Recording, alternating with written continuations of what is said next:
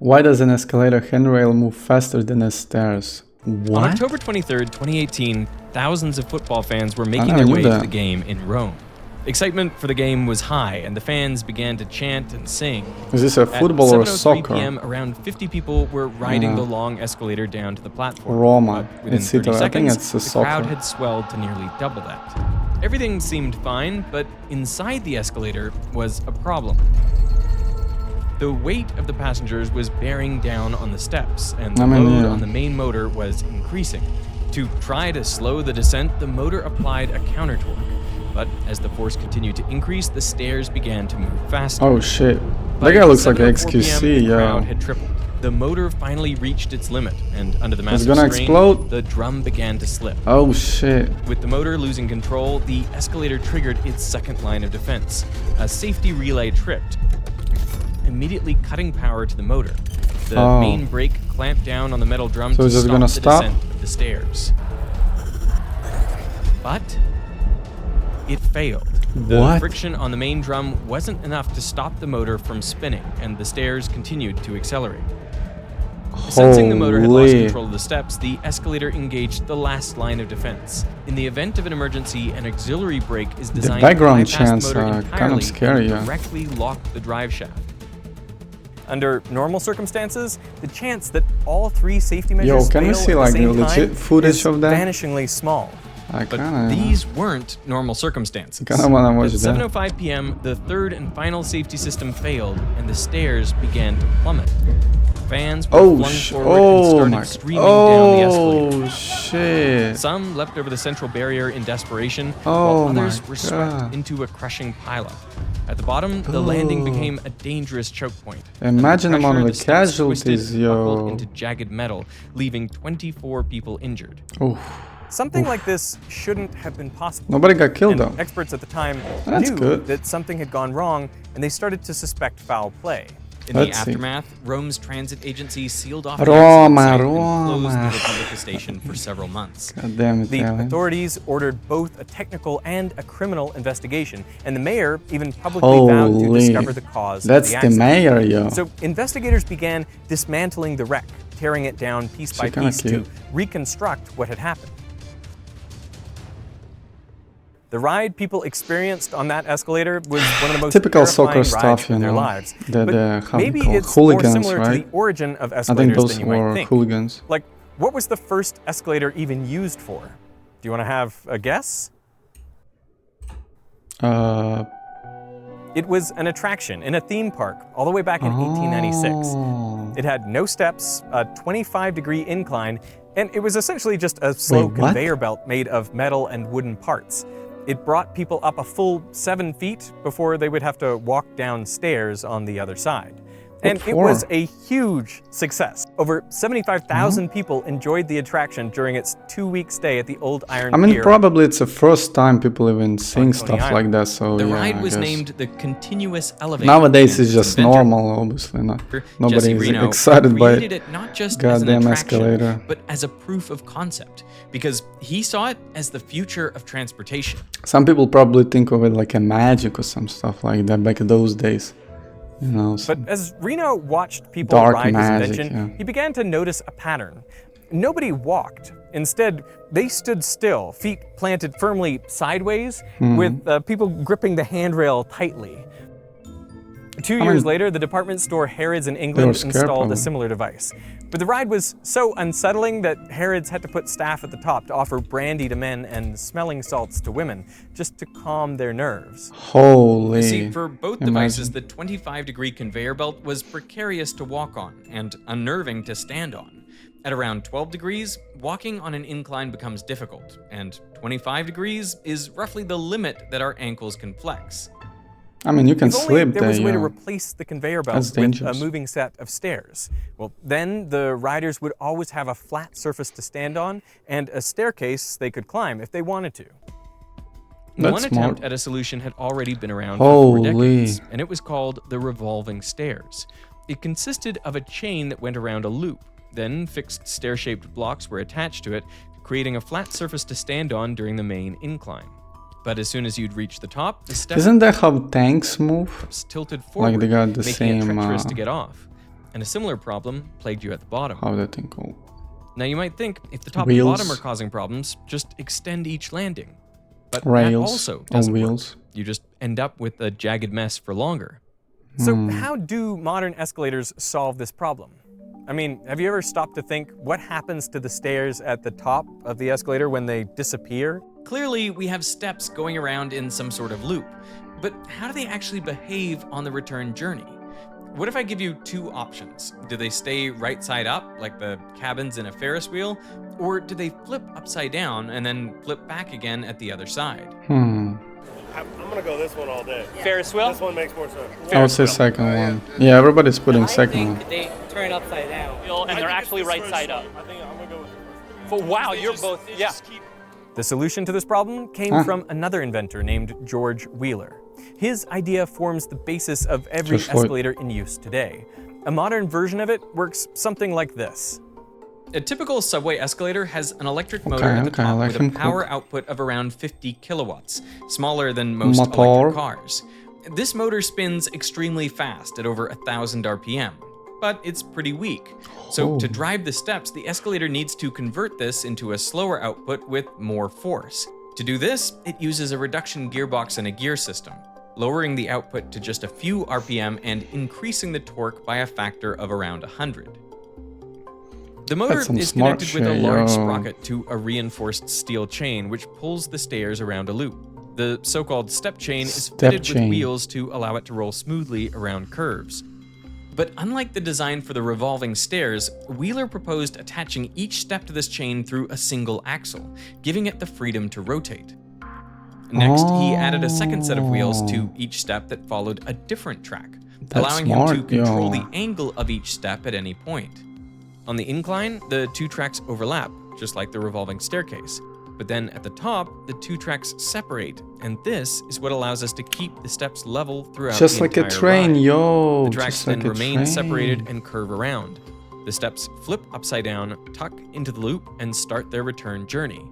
At the start of the incline, the tracks rejoin, and the whole process repeats. That easily, yo. So the answer is you were both wrong. So the first one, huh? Wait, what? Yeah. Yeah, like I would say it's like an upside down elevator, bro. Like, guess what? You're right. Yeah? Yeah.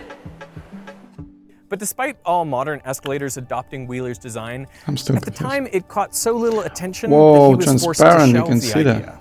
It wasn't until 8 years later that another inventor, Charles Seeberger, bought his patent and capitalized on the invention. Seeberger? Seeberger partnered with the Otis That's Elevator a Company, crazy and name. together they built a prototype. Holy, that thing is huge. A year later, in 1900, they showcased it at the Paris Paris. Exposition Universelle.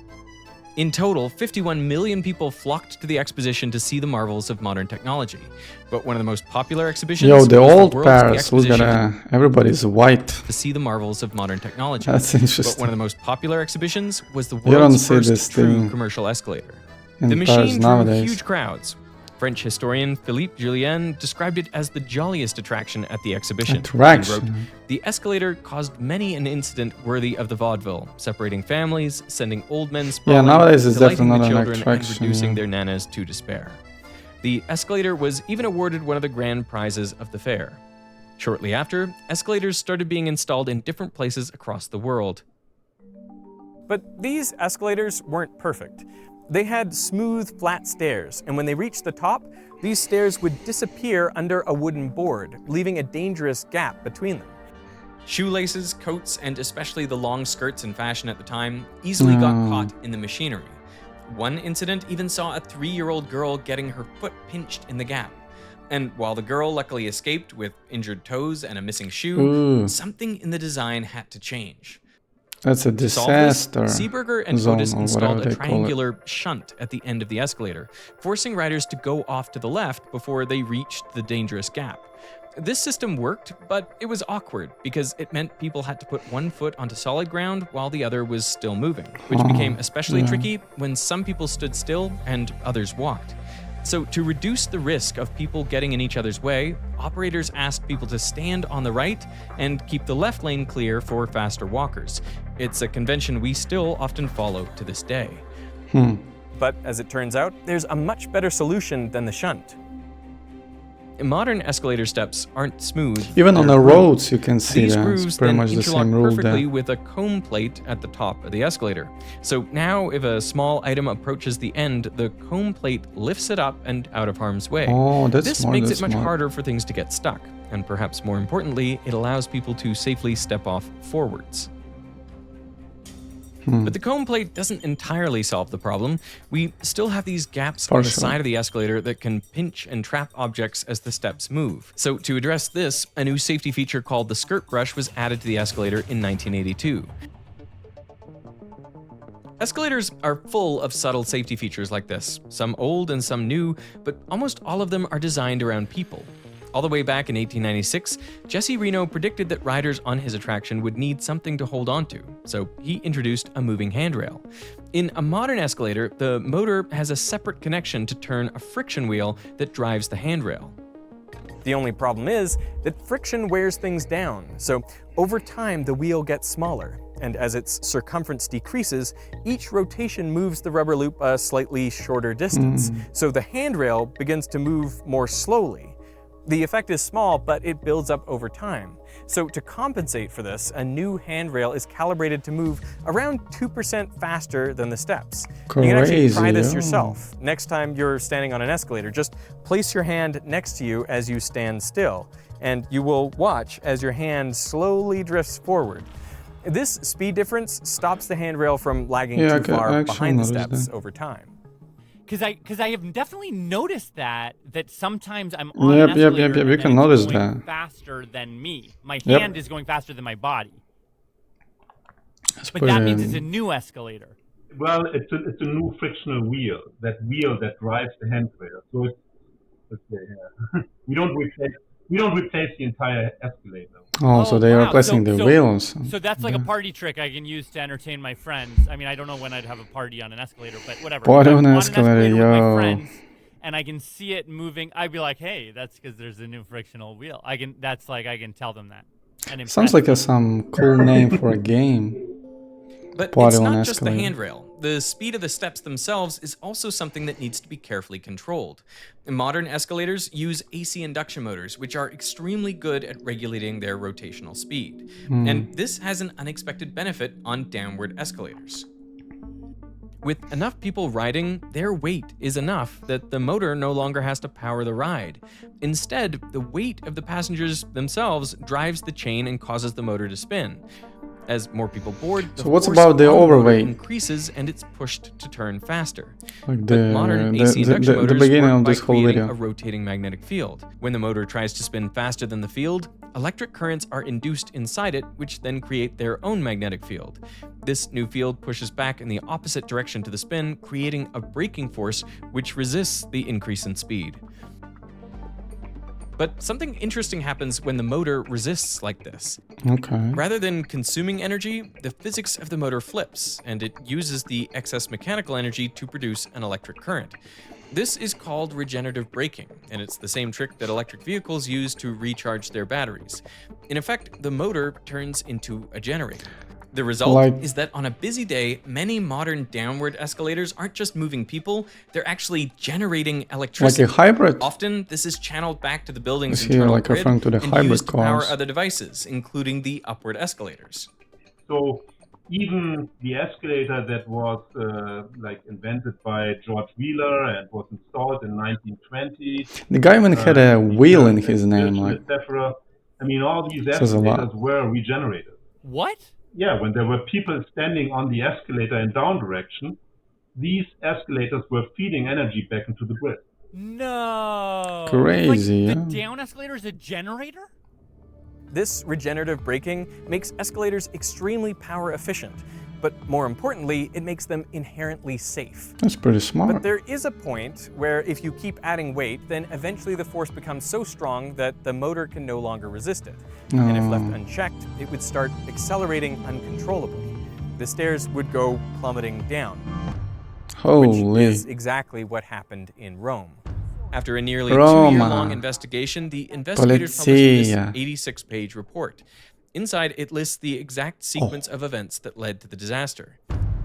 As fans crowded onto the escalator, their combined weight increased the load on the main motor. The motor tried to resist this change, but as more and more people funneled on, the force how they got gonna too fix high, it though? and eventually it hit a tipping point, and the motor started some accelerating limitation uncontrollably. Safety sensors in the machine noticed this sudden change and triggered two things in short succession. First, the power to the motor was cut, and immediately after that, the main brake engaged. Two massive arms clamped down on the drum to lock it in place and avert a runaway. And it crashed, right? This brake should have had enough stopping power to bring the fully loaded escalator to a halt, even under the massive strain. But it didn't. Tests after the incident showed that its braking force was far too low, around 37% of the manufacturer's specification. The What is weakened brake that? struggled to slow the spinning motor, and the escalator's downhill acceleration continued. This is when the last line of defense kicked in. When the escalator's speed rose by more than 20%, the auxiliary brake triggered, driving steel wedges into a disc. Oh, I on the thought drive. he's gonna just say like it was made in China, that's why. But when investigators opened up this brake, they were shocked. The final mechanical backstop had been partially disabled. Someone had physically tied plastic straps around one of the two brake wedges and rendered it useless. Huh? With half the system unable to engage, its stopping power was cut by 50%, just enough for the weight of all those passengers to overpower the brake and render the last line of Maybe defense somebody intentionally did this to useless. create like Investigators knew that these incident. failures should have been automatically recorded in the error logs, but when they went to check, they found nothing. nothing. The error codes had been turned off, meaning critical malfunctions could occur without leaving a trace. The only way this could happen was if they had been disabled on purpose, meaning someone must have reprogrammed Can you say like it can be classified as a terrorist the attack, system like to something stop recording fault codes. like that? Next, investigators turned to the maintenance records. But they found these similarly incomplete, and evidence of major work on the escalator was nowhere to be found at all. With all the main safety systems compromised and critical alerts turned off, the escalator had been a ticking time bomb. All findings from the technical investigation pointed not to a manufacturing defect, but to a pattern of neglect and falsification by those in charge of keeping the machine safe.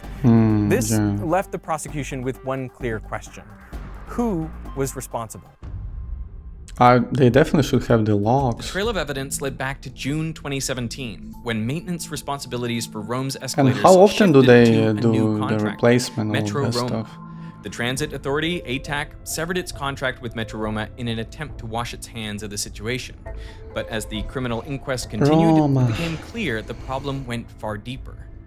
The investigators discovered that Metro Roma had been working hand in hand with the transit authority, ATAC, and together they presided over negligent maintenance and falsified records all across the network. By September 2019, 11 suspects were named, and the courts had suspended 3 ATAC managers. Kind of along with reminds the me chief of a Metro Roma. corruption that happened in The prosecution's findings were grave. what was the name In of the many country? cases, safety Serbia, devices right? had been deliberately sabotaged. That was to the cause avoid for escalator a shutdown. revolution. And those in charge An had covered ongoing their tracks through protest a right pattern now. of fraud and obstruction. In the midst of the public outrage, prosecutors Fraud. reported a chilling wiretap of ATAC manager Renato D'Amico. The translation: if you run the numbers, out of 700 escalators, there'd be like 3 or 4 more dropping. Come on. The prosecutors note in their report that D'Amico appeared uninterested in the possibility there might have been people on those 3 or 4 escalators.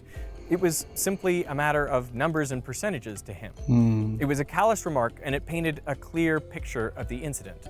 This wasn't an engineering failure, it was a human one. But that brings us to a more fundamental question. I mean, how safe are escalators really? The truth is, when they're properly maintained, the safety margins on escalators are enormous. Each system is engineered to handle forces far beyond what they'll ever see in service. So the braking load of our step is like greater 15 kilonewtons, so 1.5 tons. So you can put an elephant on the step and it won't break. Well, I've never seen a step break in my whole career. Never seen a step chain break either. I mean that's. I think the cause is the corruption, but he I'm don't not want here to to say say that corruption there are no because he don't want to accidents be on political on this but channel. The accident, But you know how it goes. I mean, it's critical, like that you ensure Like just recently the we've right seen what maintenance. happened in That's the important Serbia. thing. Because in the end, Like- it's all about maintenance. Whoa! When this is done right, the chances of a catastrophic failure are Look at vanishingly small. that. Entering the And with around planet, yo. 1.5 million escalators worldwide, that really is how it should be. In the US and Canada alone, over 100 billion escalator trips are happening every year, making the escalator one of the most widely used forms of transport on the planet. On a scale that large, it's not sometimes attraction easy to point the anymore, I finger at our guess. technology when things go wrong. Just a But regular the truth is, norm. no matter how well designed our systems are, they all rely on people to maintain them. And perhaps that's the lesson here. As humans, we have a duty of care, not just to ourselves, but to everyone around us. And sometimes that means taking responsibility That's for a good keeping message. each other safe. Okay. I like that. I like that. That was pretty cool. In a way,